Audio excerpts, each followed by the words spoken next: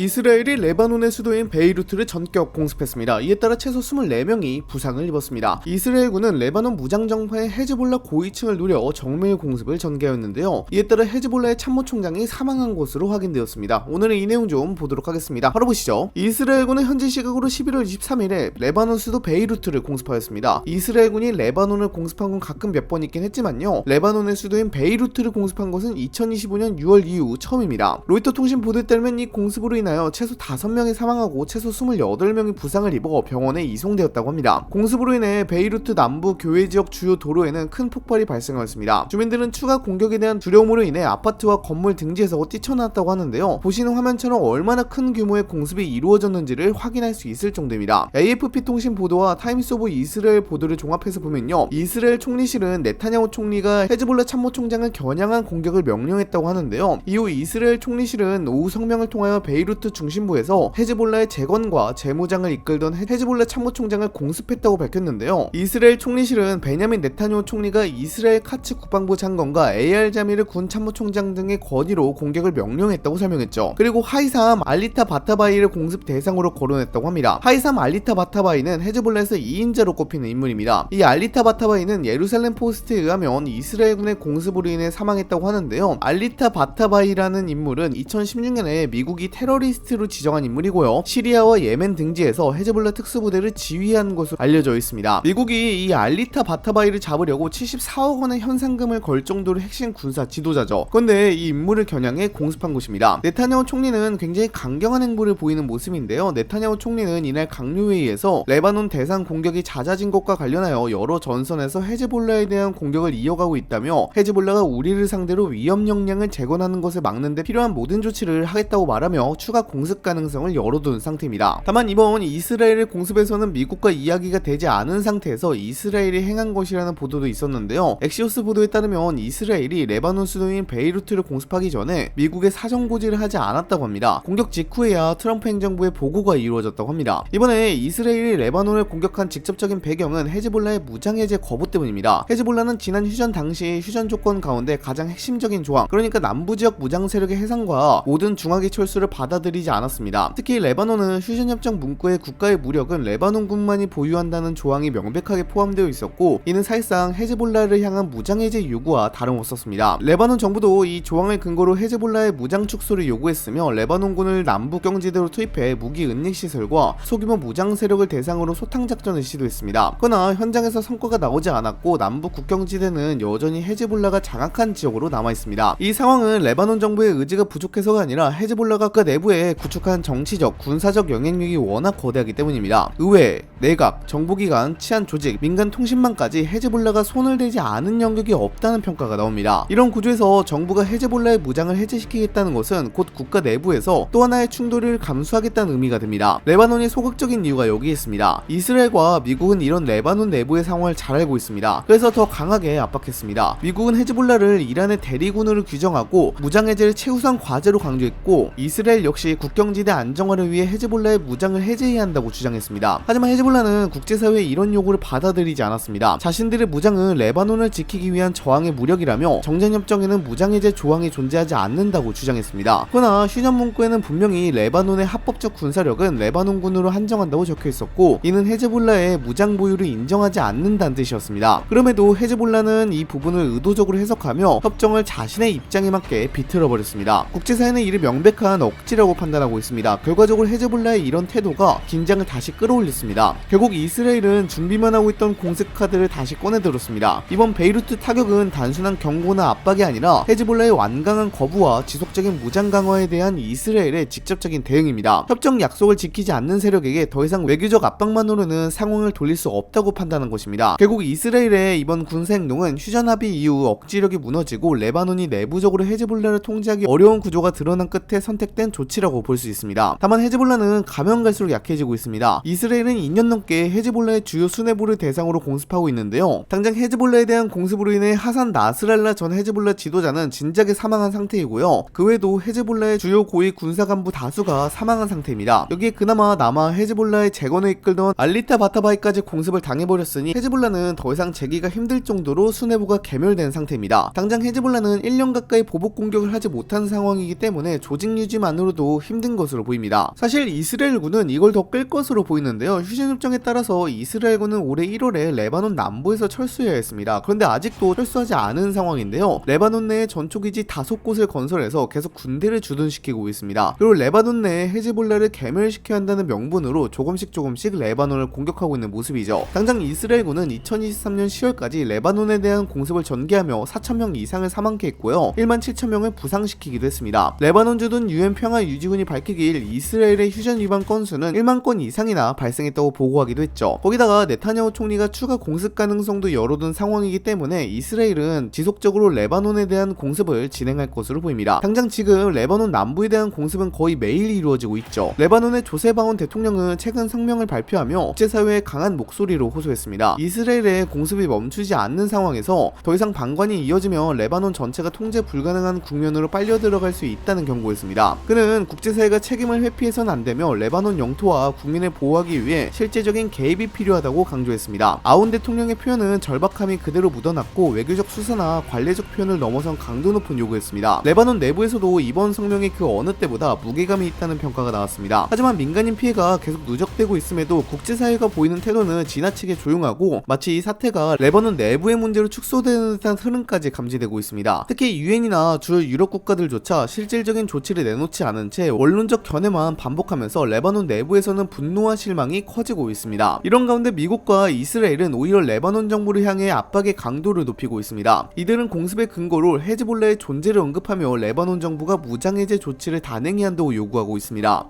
레바논으로서는 국가안보의 핵심 축을 미국과 이스라엘이 일방적으로 결정하려 한다는 느낌을 지울 수 없는 상황입니다. 이 압박은 단순한 외교적 메시지가 아니라 사실상 정치, 군사적 선택을 강요하는 형태로 번지고 있고 국제사회의 무기력한 태도는 레바논에 더 큰 고립감을 주고 있습니다. 근데 사실 레바논의 이러한 내부 문제를 해결하려면요, 레바논이라는 나라 자체를 다 뜯어 고쳐야 합니다. 레바논 내부 정치의 복잡성은 이번 사태를 이해하는 데 핵심적인 부분입니다. 레바논은 헌법구조 자체가 종파 간 권력 배분을 전제로 만들어진 나라라서 한 종파가 독단적으로 결정할 수 있는 시스템이 아닙니다. 대통령은 마론파 기독교, 총리는 수니파, 국회의장은 시아파가 맡게 되어 있고 군과 정보기관, 내각의 주요 자리들도 종파별로 쪼개져 있습니다. 이게 법으로 딱 이렇게 하라고 적혀 있는 건 아니지만 암묵적으로 반드시 그렇게 해야 합니다. 이 체제는 겉으로는 균형처럼 보이지만 국가의 정책 결정을 극도로 느리게 만들고 있고 특히 헤즈볼라처럼 특정 종파 기반 무장 조직이 국가기관 내부에 깊숙이 들어와 있을 때 사실상 정부가 독자적 판단을 하기 어렵게 만드는 구조입니다. 더군다나 헤즈볼라는 시아파 사회에서 빈틈없이 뿌리내리고 있는 세력입니다. 국회의원도 보유하고 있고 내각 구성에서도 상당한 영향력을 행사하고 있으며 자신들에게 우호적인 장관 후보를 관철할 수 있는 정치적 힘도 가지고 있습니다. 이뿐만 아니라 군 내부에도 헤즈볼라와 연계된 장교나 지휘관들이 일정 비율 존재하는 것으로 알려져 있습니다. 공식적으로는 모두 레바논군 소속이지만 현장에서 의사결정이 내려갈 때 헤즈볼라의 이해관계가 관여되는 경우가 적지 않다는 분석이 나옵니다. 헤즈볼라가 통제하는 정보망 규모는 정부 못지않다는 평가도 있습니다. 자체적인 통신망을 운영하고 있을 뿐 아니라 국경지대 인근에서는 레바논군보다 더 빠르고 촘촘한 정보 수집 능력을 보여주고 있습니다. 이런 구조에서는 정부가 헤즈볼라를 견제하거나 무장해제를 강제하는 순간 곧바로 내부 갈등이 폭발할 가능성이 큽니다. 정치권은 종파 간 균형이 깨질 것을 우려하고 있고 군 수뇌부는 내부 충돌로 인해 군이 분열할 가능성을 걱정하고 있습니다. 실제로